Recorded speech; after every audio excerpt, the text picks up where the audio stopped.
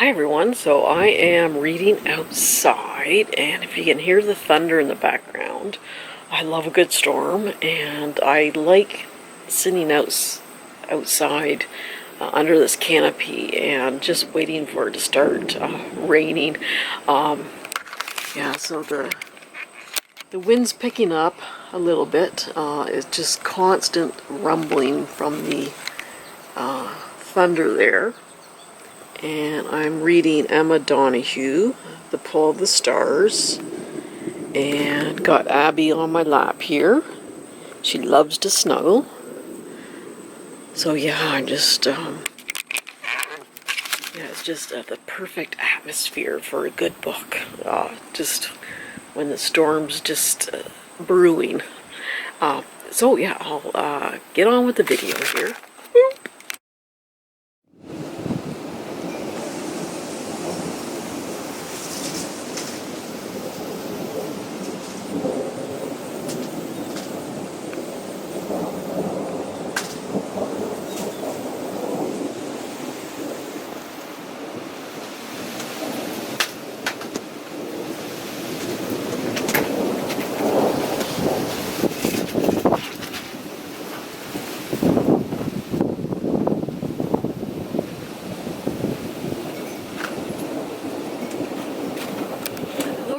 Welcome back. So today I have a book haul here. Actually, I've hauled a lot of books recently from different sources, a lot from the thrift store, Amazon, Indigo, Bookoutlet, and so I'm just going to do a handful of the ones that I've hauled today. Otherwise, this is going to be a really long video.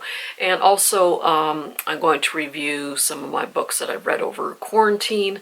Now, I'm going to finish up reviewing some of the books I read over quarantine. The rest of them, I cleaned up here yesterday, and I returned some of the books to Goodwill. A lot of the books that I read over the past year and a half, I was just getting tired of looking at them, and they're collecting dust, and I thought I can return books now to these since the lockdowns have been lifted.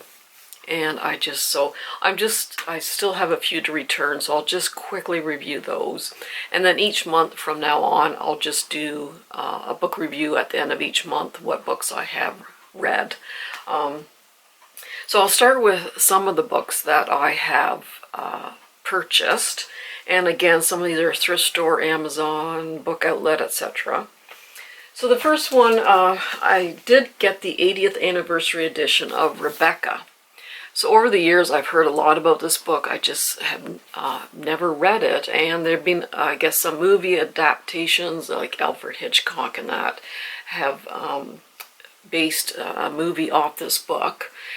So this is a beautiful embossed cover. So yes, I'm finally getting around to reading this. So this woman is a paid companion to this wealthy woman, and she meets a widower who eventually marries her and takes her back to his estate, and she is haunted by the presence of his first wife in that. So I've heard excellent things about this. I heard the movie's very good, so I'm glad to be finally getting around to reading this.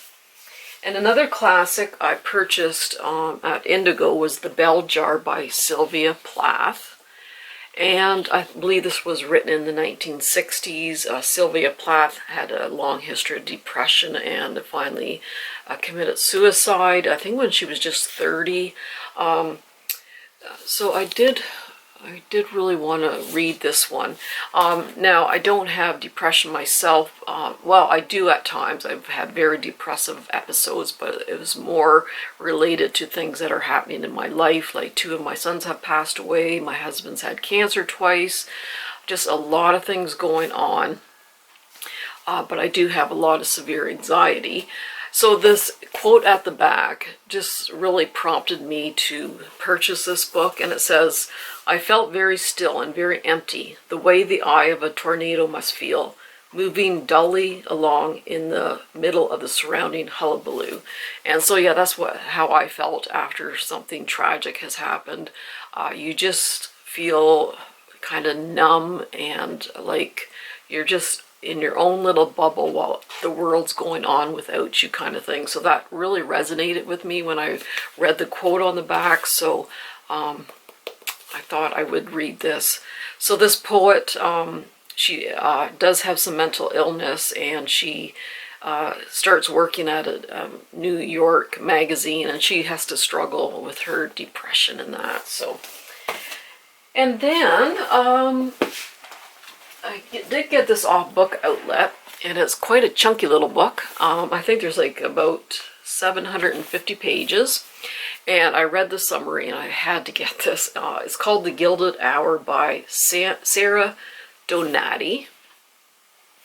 And this takes place in 1883. So these two cousins are both women, and they graduate from the women's medical school. So it's unusual for medical doctors to be female at that time, and they were not very respected by their colleagues and that.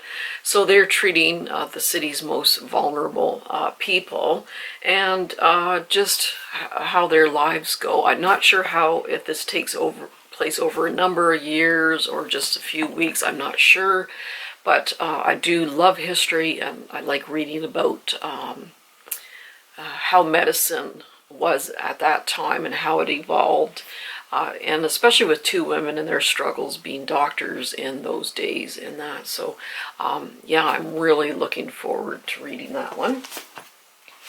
And Preston and Child, they're two authors who have written several books together over the years, and this is a Pendergast novel. So it's Aloysius Pendergast, who's an extremely eccentric FBI agent. And some of their stories are a little bit far-fetched, but I just love how he solves mysteries. He's just quite the character, and this is his most recent one called Bloodless. So it's best if you read these as a series.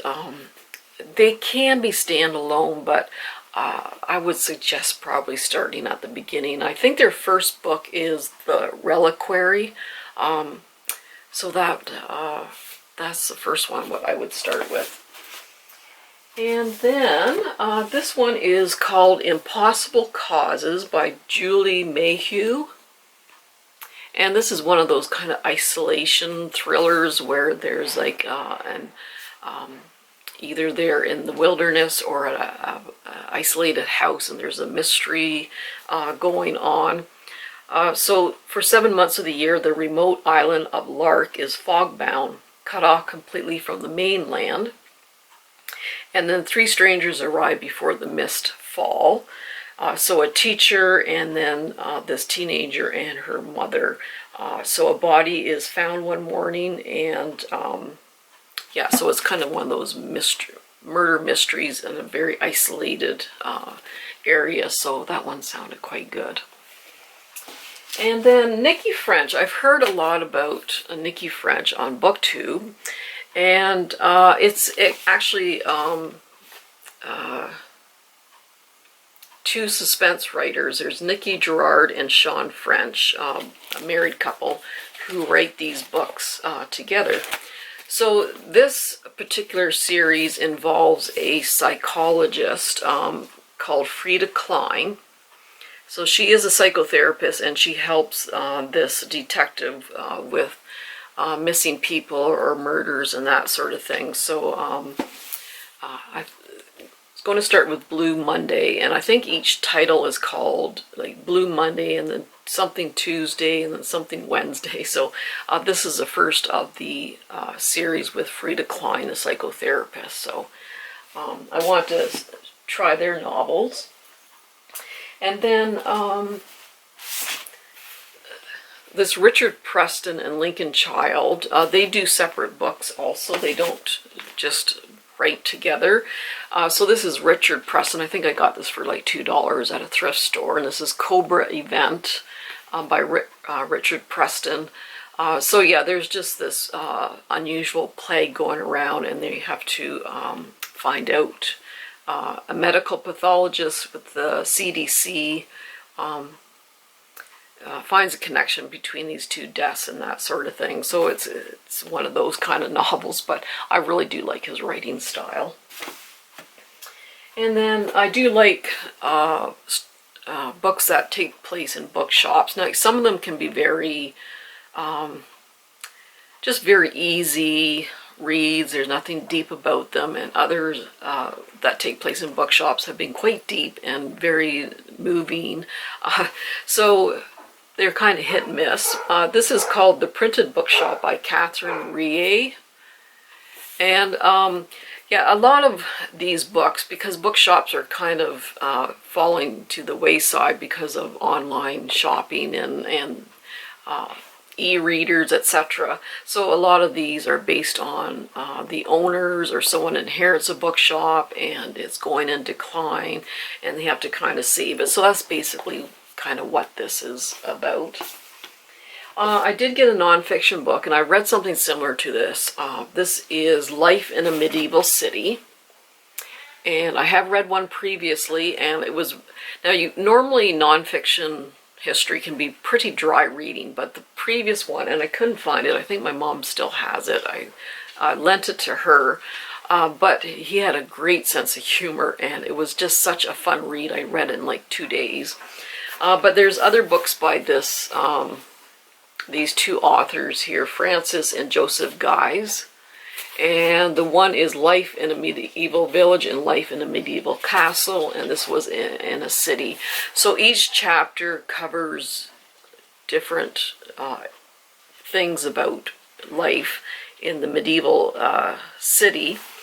So each chapter is something different. So,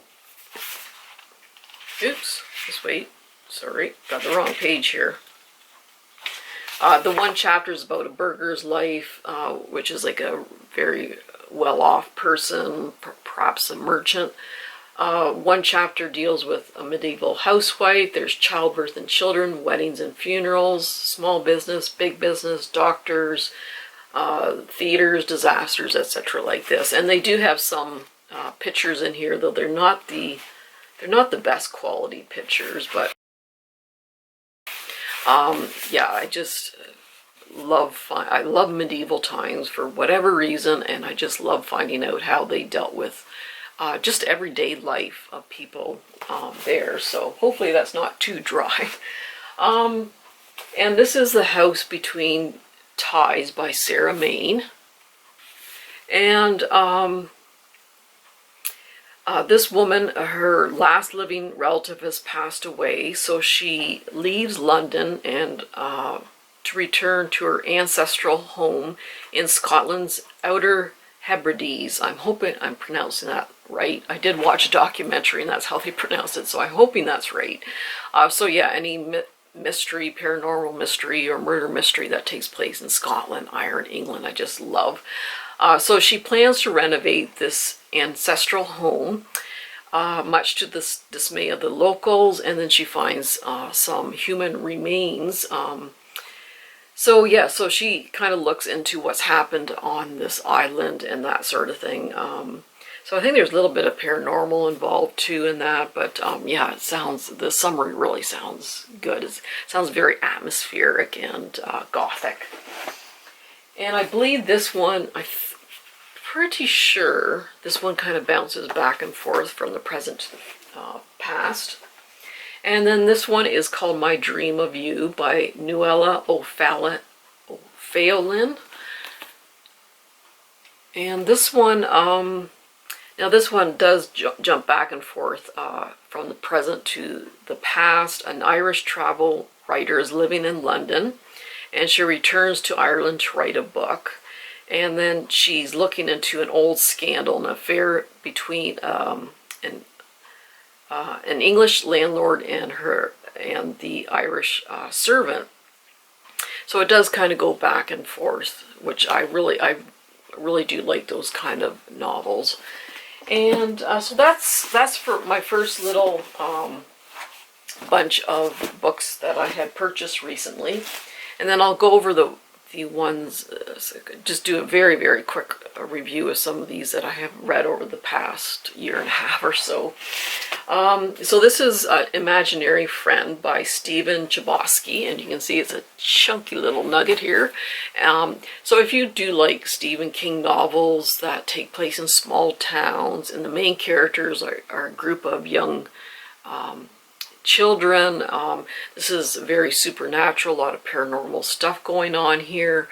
So yeah, I mean, at the end it got a little bit unbelievable, but if you can suspend your disbelief in that, it's very fast-paced. It is quite long, probably went on a little bit longer than it needed to, but it kept me pretty amused anyhow. So, but you do have to kind of like that formula, that Stephen King formula, small town, you know, weird paranormal things are occurring in that.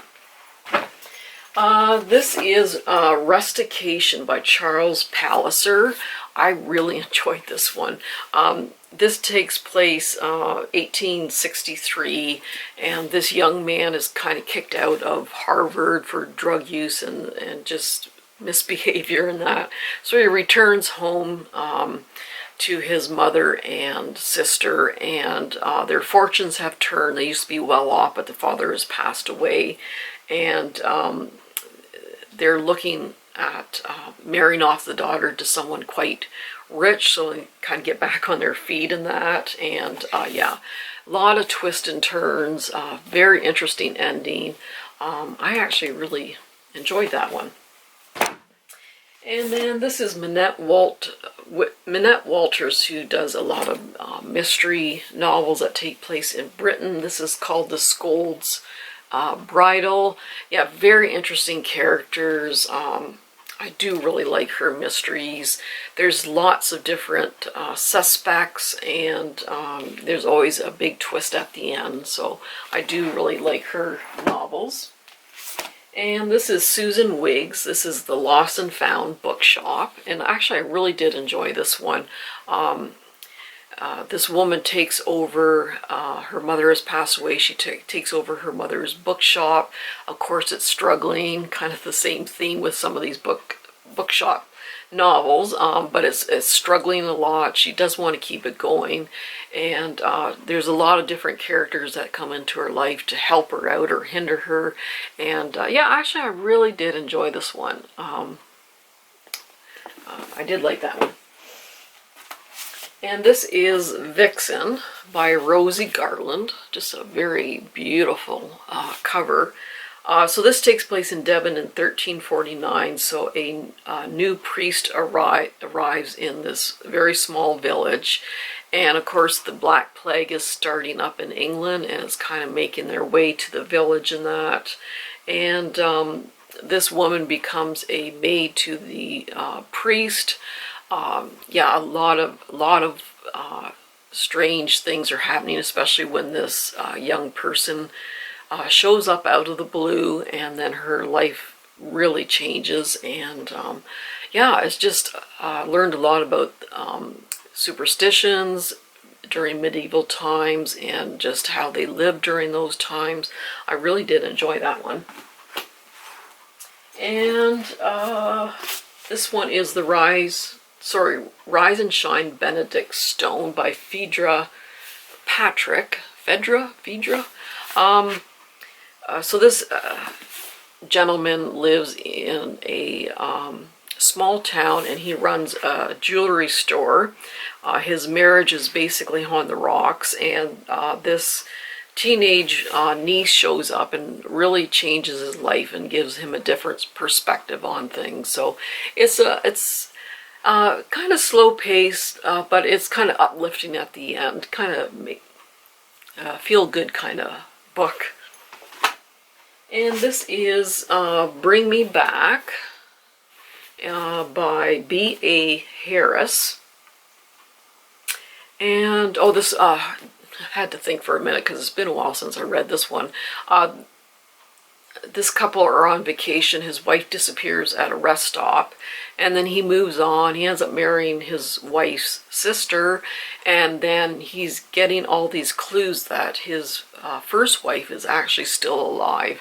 So there's a lot of twists and turns to this one. It's actually a really good original kind of mystery. And Once Upon a River by Diane Setterfield. I really did enjoy this one. It takes place in a very small village in an ancient inn on the Thames. So the story kind of revolves around this very ancient inn and all the characters that frequent this inn. And they find a drowned corpse of a child, and then she comes back to life.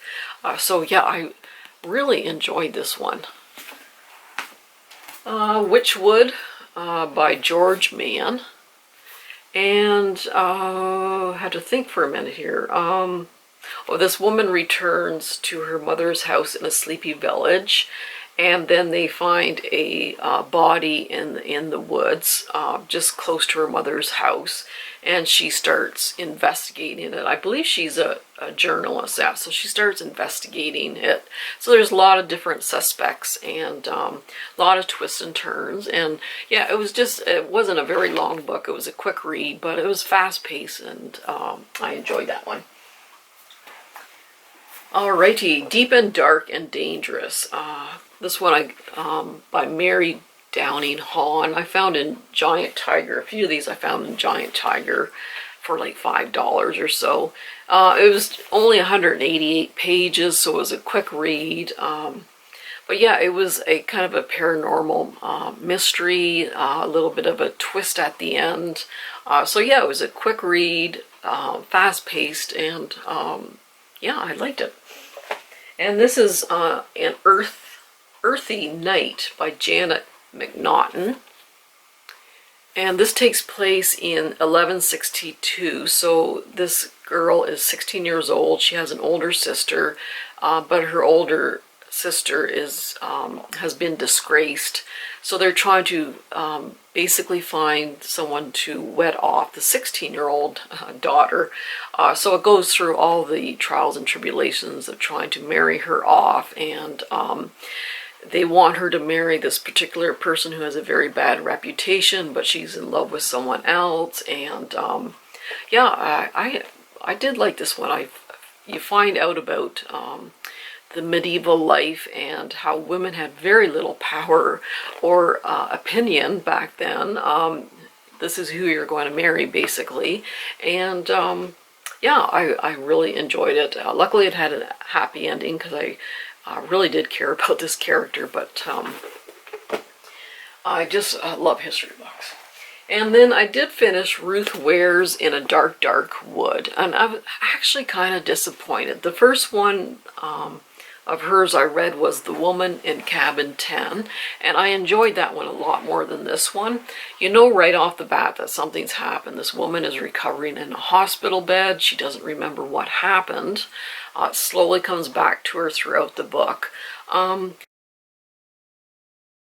I mean, she goes to this hen party in an isolated house in the woods, and all the characters that do go to this hen party are just, they're not likable. Even the main character here I didn't like. I just felt like shaking her and like, what are you doing?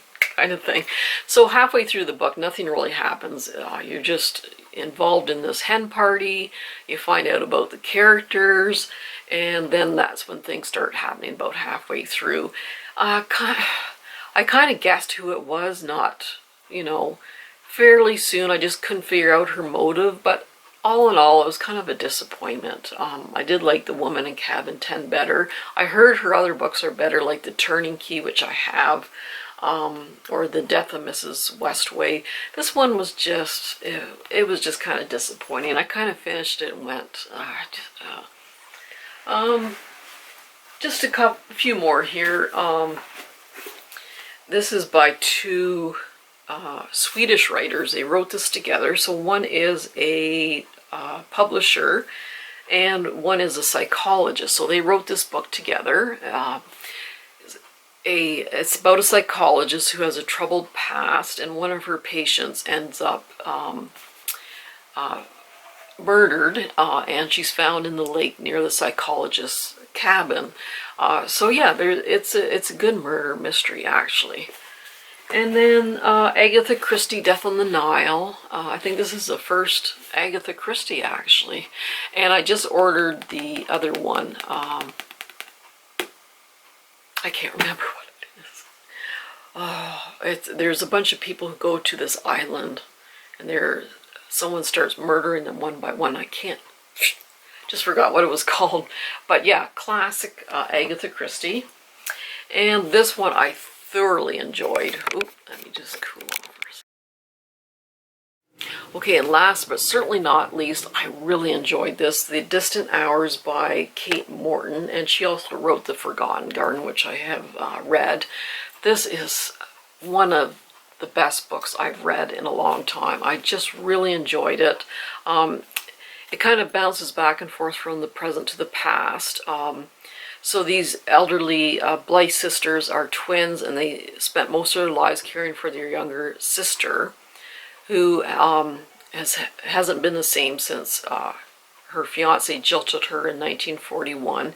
And the more she searches, she finds out what really happened to the younger sister and her fiance. But yeah, the ending's so sad. You just think one little thing could have changed their entire lives. Instead, this one tragedy, I mean, it's just so sad, but I really, really enjoyed that one. So I'd like to read some more Kate Morton there. So that's it. So yeah, from now on, I think I'll just do a review on the books I have read. Yeah, I just returned probably about 50 books to Goodwill or more. And I just thought, oh, it's going to take forever to review all those. So anyway, I'll just do a monthly review from now on. So yeah, I still have a pile of books here that I have hauled. And man, I just don't know where to start there. They all sound so good. So I hope you enjoyed. Take care. We'll see you soon. Bye-bye.